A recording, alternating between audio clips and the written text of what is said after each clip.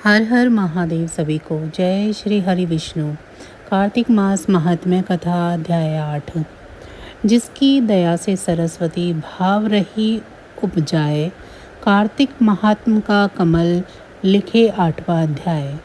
नारद जी बोले, अब मैं कार्तिक व्रत के उद्यापन का वर्णन करता हूँ, जो सब पापों का नाश करने वाला है। व्रत का पालन करने वाला मनुष्य कार्तिक शुक्ल एक चतुर्दशी को व्रत की पूर्ति और भगवान विष्णु की प्राप्ति के लिए उद्यापन करे।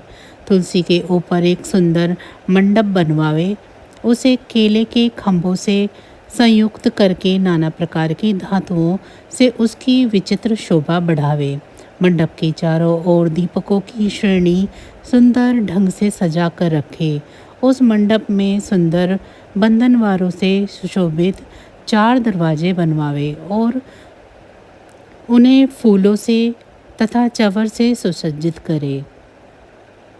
द्वारों पर पृथक पृथक मिट्टी के द्वारपाल बनाकर उनकी पूजा करे।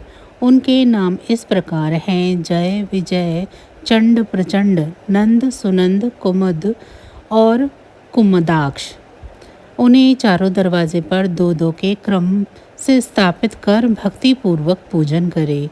तुलसी की जड़ के समीप 4 रंगों से सुशोभित सर्वोत्र भद्र मंडल बनवावे और उसके ऊपर पूर्ण पत्र तथा पंचरत्न से संयुक्त कलश की स्थापना करे। कलश के ऊपर शंख, चक्र, गदाधारी भगवान विष्णु का पूजन करे। भक्ति पूर्वक उस तिथि में उपवास करे तथा रात्रि में गीत, वाग, कीर्तन आदि मंगलमय आयोजनों के साथ जागरण करे। जो श्री हरि विष्णु भगवान के जागरण करते हैं और उस समय भक्ति पूर्वक भगवत संबंधी पदों का गान करते हैं, वे सैकड़ों जन्मों की पाप राशि से मुक्त हो जाते हैं। जो मनुष्य भगवान के निमित्त जागरण करके रात्रि भर भगवान का कीर्तन करते हैं, उनको असंख्य गोदान का फल मिलता है।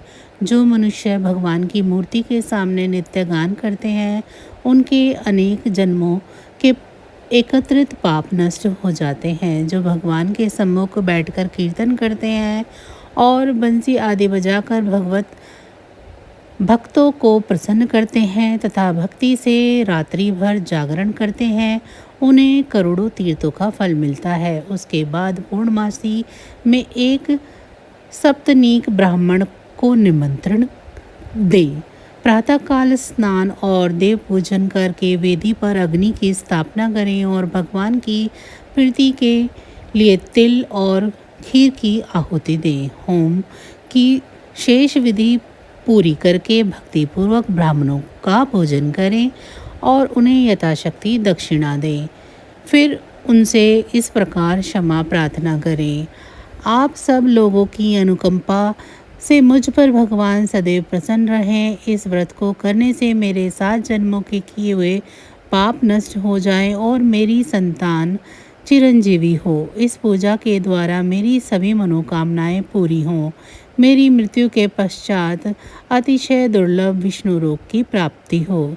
पूजा के समस्त वस्तुओं के साथ गाय भी गुरु को दान में दे। उसके पश्चात घर वालों और मित्रों के साथ स्वयं भोजन करें। भगवान